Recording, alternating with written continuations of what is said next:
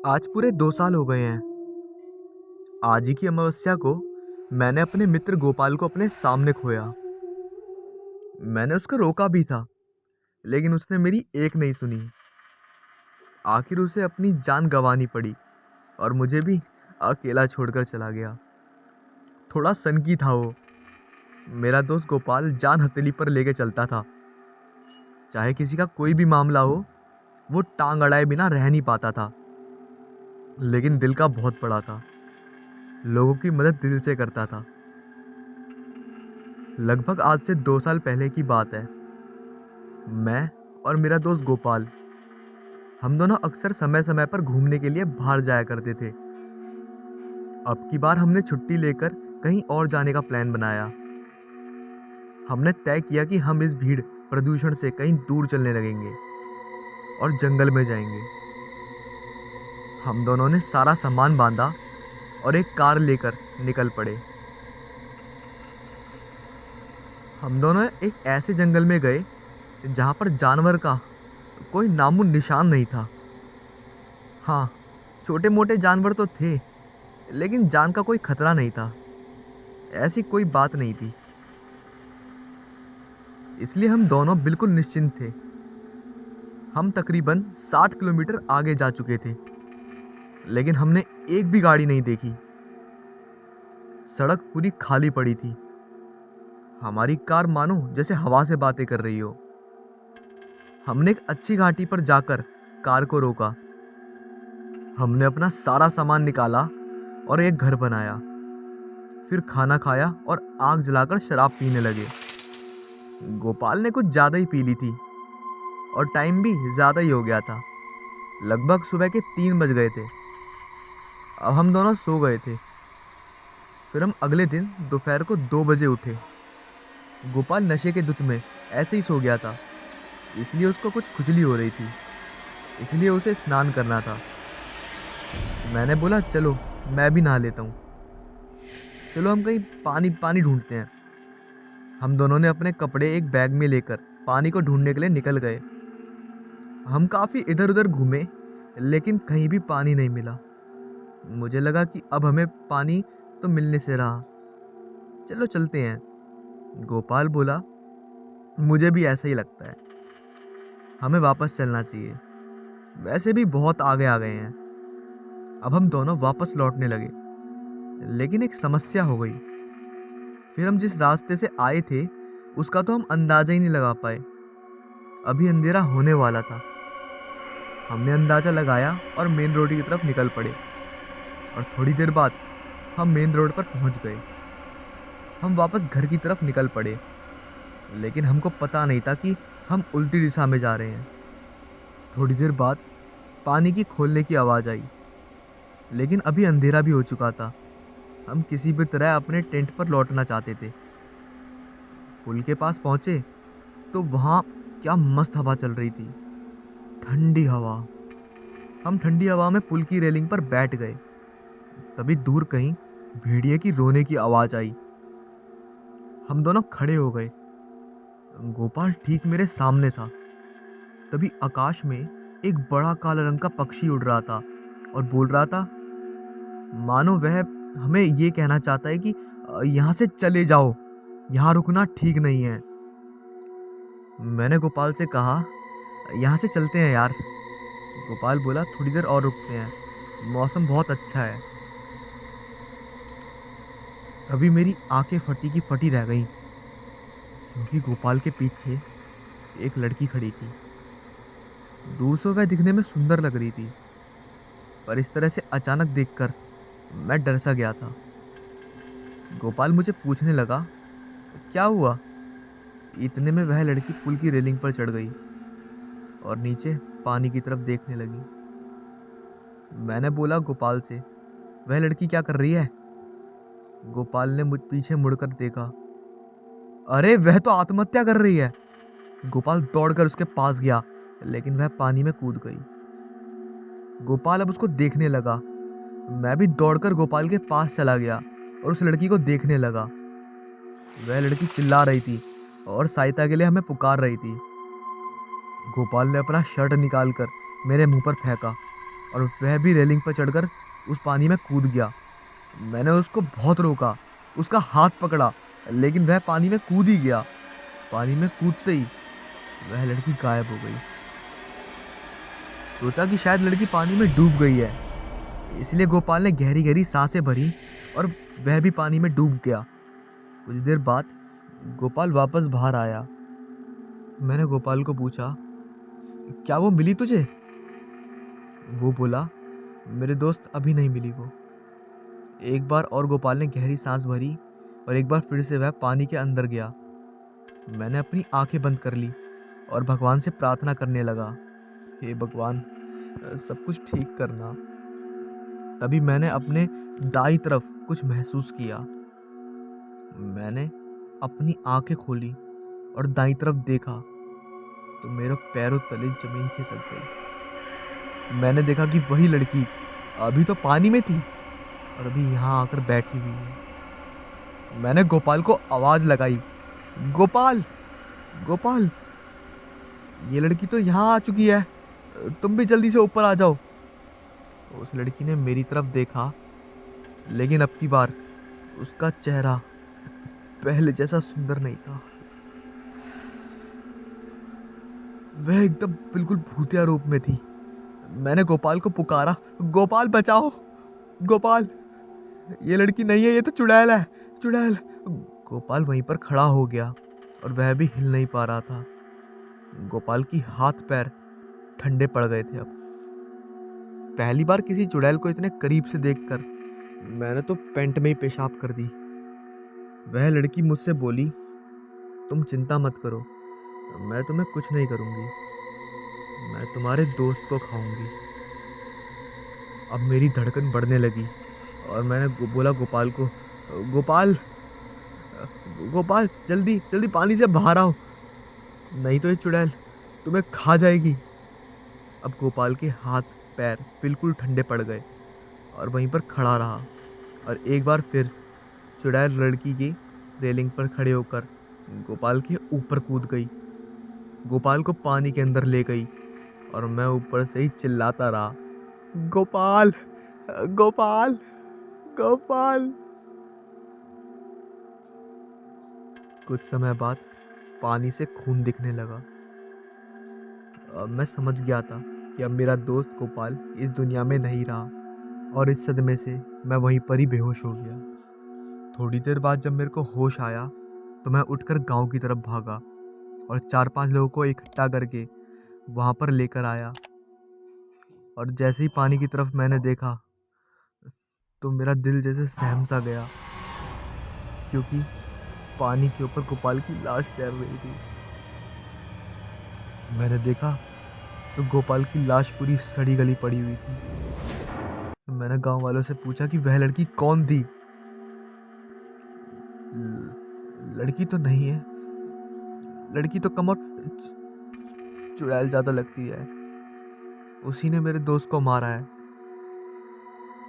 गांव वालों से मुझे उस लड़की के बारे में पता चला। उस लड़की का इतिहास 300 साल पुराना है। किसी राजा और मंत्री ने उस लड़की का बलात्कार कर दिया था और ये बात धीरे धीरे पूरे गांव में फैल गई थी। इसलिए सभी लड़कियां उसके ऊपर ताना मारती थीं, उसको छेड़ा करती थीं। उसके पति ने भी उसको छोड़ दिया था। फिर वो लड़की अपने मायके में चली गई। मायके में भी वही समस्या रही, उसके परिवार वाले और गांव वाले उसको जीने नहीं दे रहे थे। फिर एक दिन वह लड़की इस पुल के ऊपर चलकर और उसने पानी में कूदकर अपनी जान दे दी। तभी से वह लड़की सभी लोगों को जान से मारकर उनका खून पीती है। गांव वालों ने ये बताया कि यदि वह लड़की 111 लोगों का खून पी लेगी तो वह फिर से एक सुंदर स्त्री बन जाएगी। इसलिए अमावस्या की रात को जो भी दिखता है उसको मारकर उसका खून पीती थी। उस अमावस्या की रात के बाद वे लड़की फिर से वहाँ पर कभी नहीं दिखी।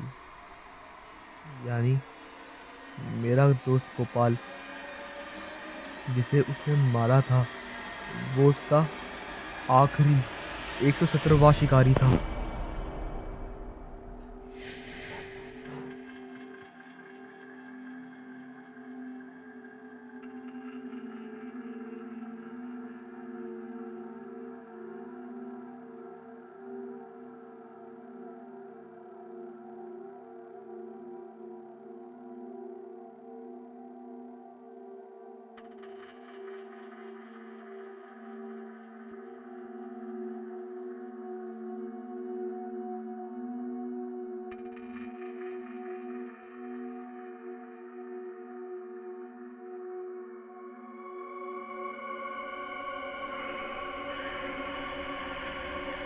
राघव और प्राची आज ही शहर से दूर एक बड़े घर में शिफ्ट हुए।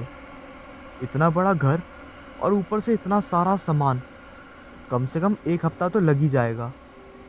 लेकिन जो जोश में दोनों ने एक ही दिन में लगभग 80% काम निपटा दिया। बाकी बचा सामान धीरे धीरे करके प्राची ने व्यवस्थित कर दिया। पहले दिन से प्राची को लगने लगा कि शायद कोई है जो उसके पीछे पीछे घूमता है। जितनी बार प्राची किसी काम के लिए पीछे मुड़ती, अचानक से मानो कोई उसके अंदर ही गिर जाता। लेकिन प्राची खुद को सांत्वना देती थी, उफ, मैं भी कितनी बुद्धू हूँ। प्राची एक बहुत ही स्ट्रांग दिल वाली स्त्री थी, आम बातों को ऐसे ही इग्नोर कर देती थी। राघव को रात में काम के सिलसिले के लिए बाहर जाना पड़ता था, तो प्राची पहले ही खाना बनाकर तैयार कर दिया करती। प्राची सुबह आराम से देरी से उठती। प्राची को याद आया कि काफ़ी दिन हो गए हैं गार्डन को पानी नहीं दिया। प्राची सारे काम निपटाकर गार्डन में गई तो देखा कि गार्डन को पूरी तरह से पानी दिया हुआ था और प्रत्येक पत्ती की पानी की बूंद सूरज की रोशनी से चमका रही थी। प्राची सोच में पड़ गई, आखिरकार ये पानी किसने दिया। प्राची ने इसके ऊपर ध्यान नहीं दिया और वो आपस घर के अंदर चली गई। प्राची अब किचन में अपना सारा सामान निपटा रही थी। तभी उसको एहसास होता है कि कोई तो है जो हर वक्त उसका पीछा करता है। प्राची जोर से चिल्लाकर कहती है, जो कोई भी है मेरे सामने आ जाओ और इस घर से भाग जाओ। अब प्राची के पीछे जो भी था वो गुस्से में आ गया और उसने अब साफ आवाज में कहा, मैंने तुझे कुछ नहीं कहा, तेरी सहायता के लिए गार्डन को पानी दिया, तेरा कुछ बुरा भी नहीं चाहा। तुमने मुझसे हमदर्दी जताने की बजाय बाहर जाने को कहा। अब रुको, मैं तुझे बताती हूँ कि मैं क्या चीज़ हूँ। प्राची ने इन बातों पर ध्यान नहीं दिया और दोपहर को सोने के लिए कमरे में चली गई। प्राची को म्यूजिक का बहुत शौक था, तो वो हर शाम को वीणा बजाती थी। अब जैसे ही प्राची ने वीणा उठाया और बोलने लगी, सारे गा मा पा धा नी सा, प्राची के साथ साथ वो आत्मा भी इस धुन को गुनगुनाने लगी। अब प्राची थोड़ी सी डर गई, लेकिन फिर भी उसने नज़रअंदाज किया।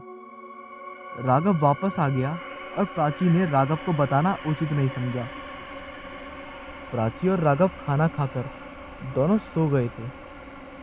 रात को फिर से प्राची को कुछ महसूस हुआ। प्राची के कंबल को कोई खींच रहा था। प्राची ने झट से कंबल को खींचा और वापस सो गई। फिर से कंबल खींचा, लेकिन अब की बार प्राची ने इतनी जोर से कंबल खींचा कि कंबल ही फट गया। सुबह हुई और राघव को जल्दी ऑफिस जाना था, इसलिए वो जल्दी जल्दी नहा रही थी। जैसे ही वो नहाकर बाहर आई, प्राची ठीक उसके सामने आकर खड़ी हो गई। प्राची ने कहा, राघव, मुझे तुम्हें कुछ बताना है। क्या नए घर में कोई दिक्कत है? मैंने आपसे झूठ बोला था कि मेरा कोई बॉयफ्रेंड नहीं है। वो मेरा एक बॉयफ्रेंड है। जब आप बाहर जाती हो तो मुझे उसका फ़ोन आता रहता है। क्या? तुमने मुझसे झूठ बोला? राजीव ने प्राची की बाह पकड़कर उसको गेट के बाहर कर दिया। अब प्राची कुछ बोलने लगी। राघव चिल्लाने लगा, निकल जाओ मेरे घर से, तुम्हारी यहाँ कोई जगह नहीं है। तभी रसोई से आवाज़ आती है, क्या हुआ, किसको निकाल रहे हो? राघव के तो पैर खसक गए। राघव ने पूछा, तुम वहां थी तो यहाँ पर कौन थी? वो राघव, इस घर में इस घर में। प्राची अपने गले को पकड़ लेती है। उसके मुंह से आवाज़ भी नहीं निकली। वो फिर से कोशिश करती है, लेकिन नाकामयाब रहती है। राघव प्राची को समझाकर बाहर चला जाता है। दोपहर को घंटी बजती है। प्राची जाकर दरवाज़ा खोलती है। तो सामने खड़ा था एक पोस्टमैन। प्राची हैरान थी। अभी आए हुए 10 दिन भी नहीं हुए और पोस्टमैन। प्राची ने जैसे ही उस लेटर को खोला और पढ़ने लगी, तभी पीछे से रोने की आवाज आती है। प्राची जो पढ़ रही थी पिछले 10 दिनों और उसके रोने की आवाज से भी भयानक था। उस लेटर को पढ़कर प्राची तुरंत कुछ लिखने बैठ जाती है और पुलिस को फोन लगा देती है। शाम को राघव जैसे ही घर आता है, उसने देखा कि उसके घर के सामने कुछ लोग थे। राघव थोड़ा डर सा गया था। राघव जैसे ही घर में पहुंचा, उसने देखा कि प्राची की डेड बॉडी को 2 लोग स्ट्रेचर पे लेके जा रहे थे। पुलिस के साथ में वो लेटर था जो प्राची ने लिखा था। उस लेटर में लिखा था कि मेरी सुसाइड का कारण केवल राघव है। इसकी वजह से मैं आज सुसाइड कर रही हूँ। पुलिस ने राघव को गिरफ्तार कर लिया। आखिर उस लेटर में क्या लिखा था जो पोस्टमैन लेकर आया था? उस लेटर में लिखा था, वह लेटर कोर्ट से आया था और जिस घर में प्राची रह रही थी वो घर राघव का ही था, जो उसने 5 साल पहले खरीदा। ये राघव की दूसरी शादी थी। इसके पहले राघव की शादी हो चुकी थी। राघव अपनी पहली पत्नी के साथ इसी घर में रहा करता था। इसी घर में उसकी पत्नी ने राघव की हरकतों से बाज आकर आत्महत्या कर ली थी। इस सदमे को प्राची सहन नहीं कर पाई और उसने भी आत्महत्या कर ली। अब की बार राघव को 10 साल की सजा हुई और वो जो घर था वो अब खंडर बन चुका था।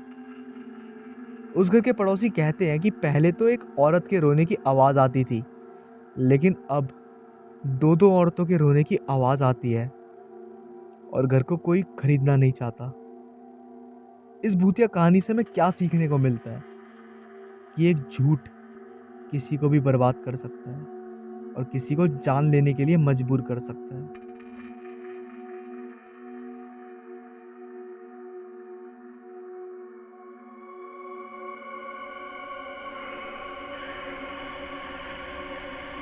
ये घटना 2002 में घटी थी, जब मैं 7वीं क्लास में पढ़ता था। हमारी फैमिली नए किराए के घर में शिफ्ट हुई थी।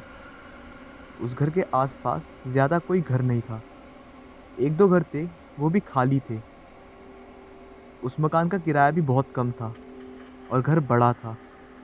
इसलिए पिताजी ने बिना ज़्यादा सोचे समझे, बिना उस मकान के पास्ट को जाने, मकान को किराए पर ले लिया। पिताजी इस बात से अनजान थे कि आने वाले समय में हमारे साथ क्या होने वाला है। मैं स्कूल जाने लगा और पापा ऑफिस। वो मार्च का महीना था। मेरे एग्ज़ाम शुरू होने वाले थे। हमारे मकान को 2-3 घर को छोड़कर कुछ चहल पहल हुआ करता था, क्योंकि गर्मियों में देर रात तक बाहर बच्चों का खेलना घूमना लगा रहता था। क्योंकि उस ज़माने में मोबाइल फ़ोन सबके पास नहीं हुआ करते थे, इस तरह कुछ महीने सामान्य थे। पर जैसे ही गर्मी का मौसम गया, बारिश का मौसम आया, वैसे ही कुछ अजीब सी घटना होना शुरू हो गई, जिस बात से मैं भी अनजान था। मैं और मेरा बड़ा भाई, हम दोनों की आदत थी कि हम दोनों अक्सर देर रात तक जागा करते थे। मैं जहाँ रात को पढ़ाई करता था, वहीं बड़ा भाई देर रात तक टीवी देखा करता था। तभी एक दिन रात के करीब 1 बजे के आसपास घर के पीछे एक पायल की आवाज़ सुनाई देने लगी।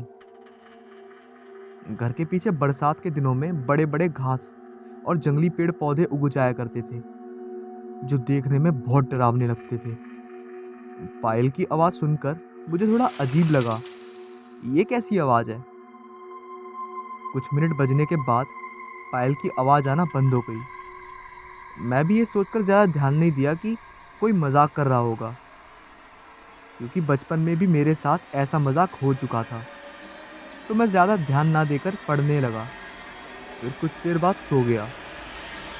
कुछ दिन ऐसा ही चलता रहा। पायल की आवाज़ कभी कभी सुनाई देने लगी, खास तौर पर शुक्रवार को, मुझे भी अब थोड़ा सा अजीब लगने लगा था और कहने लगता था कि ये शरारती लड़कों को ऐसा करके क्या मिल जाता है। उसके बाद से मैंने पायल की आवाज़ पर ध्यान देना ही छोड़ दिया था। जब भी ऐसा कुछ सुनाई देता तो मैं टीवी देखने लग जाता था। पर एक दिन मैं रात को टीवी में फिल्में देख रहा था। उस दिन घर में सिर्फ मैं और माँ ही थे। पापा और भैया कुछ दिन के लिए चाचा के यहाँ गए थे। जब मैं फिल्म देखकर टीवी को बंद कर रहा था तो मैंने देखा कि टीवी अपने आप ही फिर से चालू हो गया। मुझे लगा रिमोट रिमोट में कुछ खराबी है। उसके बाद मैंने टीवी के मेन स्विच को बंद कर दिया। पर जैसे ही मैं बंद करके जा रहा था तभी मैंने देखा कि टीवी फिर से स्टार्ट हो गया है। उस दिन मैं सोचने को मजबूर हो गया कि ऐसा कैसे हो सकता है। स्विच ऑफ करने के बाद टीवी का ऑन होना असंभव है। फिर मैंने बिना सोचे टीवी का स्विच निकालकर सोने के लिए अपने रूम में चला गया क्योंकि मुझे नींद आ रहा था। उसके बाद मैंने दोबारा मुड़कर नहीं देखा कि टीवी ऑन हुआ या नहीं।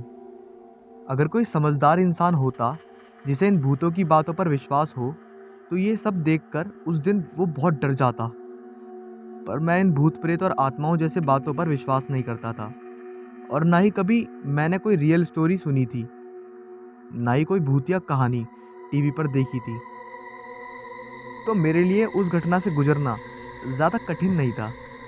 मैं तो आज तक उसे एक टीवी की खराबी समझता हूँ, जब तक मुझे उसकी असलियत नहीं पता थी। खैर, अब आगे की बात करते हैं। दिन बीतते गए। मैंने ये महसूस किया कि माँ और पापा की आजकल बहुत लड़ाई होने लगी है। कभी कभी तो बात बात पर दोनों बिगड़ जाते थे। ऐसा पहले कभी नहीं होता, पर क्योंकि मैं उस समय बहुत छोटा था तो इन सब बातों पर ज़्यादा गौर नहीं करता था। मैं भी कुछ ज़्यादा ही आक्रामक हो गया था और बहुत ज़्यादा ही गुस्सा होने लगता था छोटी छोटी बातों पर। जब मैं गुस्सा होता था तो पता नहीं ऐसा क्या हो जाता था कि मैं अपने ही पैर को डंडे से पूरी ताकत के साथ मारने लगता था। वह पल भी बहुत अजीब था और डरावना था क्योंकि ऐसा मैं कभी कभी भी नहीं करता था। आज जब उस घटना की सच्चाई पता चली तो मैं सोचकर ही कांप जाता हूँ। एक दिन की बात है, ठंड की मौसम शुरू हो चुका था। एक रात 12 बजे मुझे वही पायल की आवाज़ सुनाई दी। पर उस दिन मेरे होश उड़ गए क्योंकि उस रात बारिश हो रही थी और ठंड भी बहुत ज़्यादा थी। क्योंकि ठंड का मौसम था तो घर के सारे फ़ोन बंद थे, जिसकी वजह से शांत में सब कुछ क्लियर सुनाई दे रहा था। उस दिन मैं पहली बार बहुत ज़्यादा डरा था क्योंकि अभी तक मैं पायल की आवाज़ को किसी लड़के या लड़की की शरारत समझता था। पर इतनी ठंड में और बारिश में कोई ऐसा बाहर पागलों की तरह जाएगा तो नहीं। उस दिन के बाद से मुझे भी लगने लगा कि कुछ तो गड़बड़ है। मैं इन सारी बातों को, जो मेरे साथ और फैमिली के साथ जो घटना हो रही थी, उसे मैं इस अदृश्य ताकत से जोड़कर देखने लगा, जो मेरे डर को और भी ज़्यादा बढ़ाने लगी। मैं जब भी रात को बाथरूम जाता तो बाथरूम की ऊपर वाली खिड़की से हमेशा ऐसा लगता कि कोई मुझे देख रहा है या अब उस खिड़की से कोई हाथ बाहर आएगा। मेरा डर दिन पर दिन बढ़ता जा रहा था। मैंने रात को टीवी देखना और पढ़ना भी बंद कर दिया था और जल्दी सो जाया करता था। मैं अभी तक घर में किसी को नहीं बताया था कि मुझे ऐसा एहसास हो रहा है, क्योंकि बताता तो वो भी मुझ पर विश्वास नहीं करते। क्योंकि पायल की आवाज़ हो या टीवी का अपने आप शुरू हो जाने की घटना, ये सब घटना मेरे साथ ही हो रही थी। मैंने भाई को बताने की कोशिश की, पर वो भी मेरी बात पर ज़्यादा ध्यान नहीं दिया। जैसे जैसे वक्त बीतता गया, घर के कई सामान अचानक गायब होने लगे या टूटने लगे। एक दिन मैं 11:30 बजे रात को ऐसे ही बाहर निकला कि आज देखता हूँ कि क्या है सारा मामला। क्योंकि उस दिन घर में मेहमान आए थे तो डर थोड़ा कम था। कुछ देर ऐसे ही टहलने के बाद मैं ऐसे ही नज़र घुमाकर देख रहा था। चारों ओर देखने के बाद मैं अपने घर की छत पर देख रहा था। तभी मुझे ऐसा एहसास हुआ कि हमारे घर के बगल वाले घर में खिड़की जो लगी थी जो मेरे लेफ्ट साइड थी। उस खाली घर के खिड़की पर कोई खड़ा है। फिर जब मैं गौर से देखा तो खिड़की तो बंद थी। मैं डर कर घर के अंदर की ओर चला गया। उस दिन के बाद से मैं कभी भी रात को घर से बाहर नहीं निकला।